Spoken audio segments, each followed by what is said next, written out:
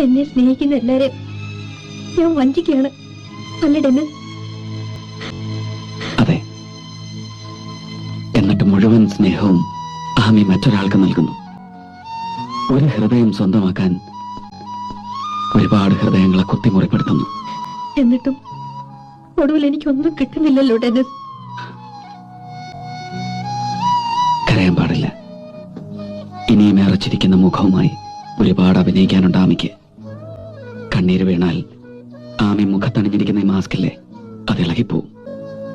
ഞാൻ കൂടെയുണ്ട്. എല്ലാവരെയും വഞ്ചിക്കുന്ന ഈ നാടകം തീർന്നാൽ ആമി എനിക്കൊരു കാര്യം പറഞ്ഞു തരണം. എന്തായിരുന്നു എന്റെ വേഷത്തിന്റെ പേര്? കോമാളി, വിദൂഷകൻ, അല്ലെങ്കിൽ വെറും തമ്മി?